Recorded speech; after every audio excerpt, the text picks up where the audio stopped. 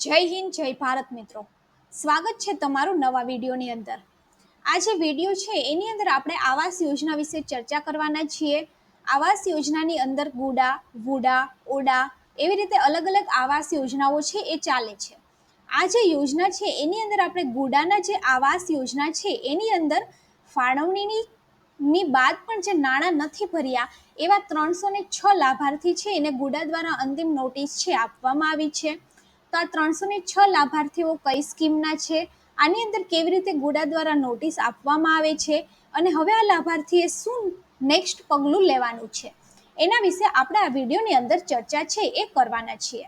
હવે રાહત દરે જરૂરિયાતમંદ નાગરિકોને આવાસ મળી રહે તે માટે ગાંધીનગર શહેરી સત્તા વિકાસ મંડળ દ્વારા આવાસોનું નિર્માણ કરી અને ઓનલાઈન ડ્રો કર્યા બાદ ફાળવણી છે એ કરવામાં આવતી હોય છે। આના માટે વખતો વખત ગુડાની જે વેબસાઇટ છે એના ઉપરથી ફોર્મ છે એ ભરાવાના ચાલુ થતા હોઈએ છે।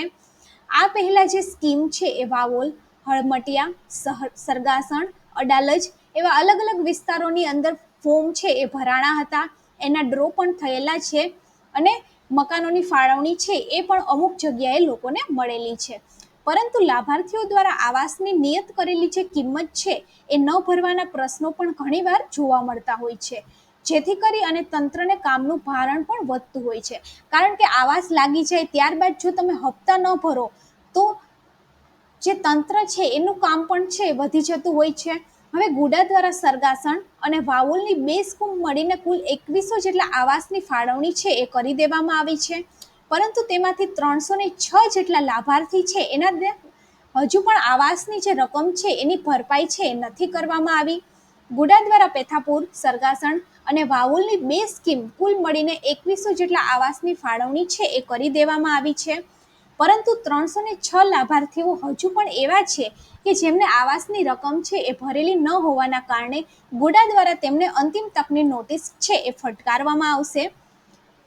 હવે નોટિસ આપ્યાના 15 દિવસની અંદર લાભાર્થીએ બાકીની જે રકમ છે એ ભરી દેવાની રહેશે। આની અંદર આપણે વાત કરીએ તો જો આ કિસ્સામાં લાભાર્થી દ્વારા કોઈ બાંધછોડ કરવામાં આવશે તો તંત્ર છે ફાળવણી રદ કરી અને આગામી દિવસોની અંદર વેઇટિંગનું લિસ્ટ છે લાગુ કરશે। આની અંદર વાવોલની 504 આવાસોની સ્કીમમાંથી 19 અને 288 આવાસોની સ્કીમમાં 24 લાભાર્થીઓ દ્વારા હજુ સુધી આવાસની રકમ છે એ ભરેલી નથી। આ ઉપરાંત પેથાપુર ખાતેની 100 આવાસોની સ્કીમ છે એમાંથી 5 લાભાર્થીઓની રકમ છે એ પણ બાકી છે અને જેના કારણે આ જે લાભાર્થીઓ છે એને અંતિમ નોટિસ છે એ ફાળવવામાં આવતી હોય છે। હવે ગત ઓક્ટોબરની અંદર સરગાસણ ખાતે ફાળવણી કરેલા 1208 આવાસોમાંથી સૌથી વધારે 258 જેટલા જે લાભાર્થીઓ છે એને નોટિસ ફટકારવામાં આવશે। એટલે કે આ જે યોજના છે એ હમણાં જે ડ્રો પડ્યો એની નથી, આ જે યોજના છે એ અડાલજની અંદર ફોર્મ ભરાણા હતા એના પહેલા જે સરગાસણ, વાવોલની અંદર ફોર્મ ભરાયેલા હતા એની આની અંદર ચર્ચા છે કરવામાં આવેલી છે।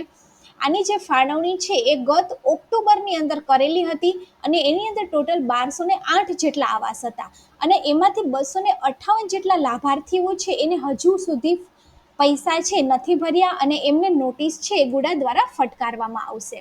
આના માટે કુલ 300 થી વધારે જેટલા લાભાર્થીઓ છે એને ગુડા દ્વારા અંતિમ તક એટલે કે નોટિસ અપાશે અને આવાસની ફાળવણી કર્યા બાદ પણ જો લાભાર્થી રૂપિયા ન ભરે તો તંત્રના ચોપડે પોઝિશન બાકી બોલતા જોવા મળશે। એટલે કે આની અંદર જ્યારે તમે પૈસા ભરી દેતા હોવ છો ત્યારબાદ તમને પોઝિશન છે એ મળે છે। તો આની અંદર આ જે સ્કીમ છે એ ઘણી પુરાની છે એનું વાત આની અંદર કરેલી છે।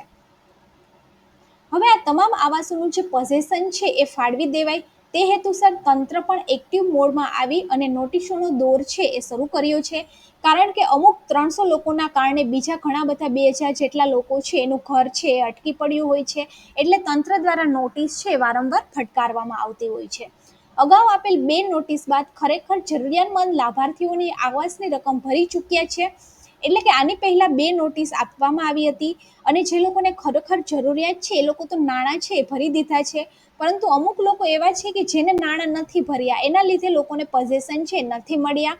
હવે જે બાકીના લાભાર્થીઓ છે એને પણ 15 દિવસની નોટિસ આપવાનું ગુડા દ્વારા નક્કી છે એ કરવામાં આવ્યું છે। જો વિડીયો સારો લાગે તો વિડીયોને લાઈક કરી દેજો અને વિડીયોને બીજા લોકો સુધી પણ શેર કરી દેજો।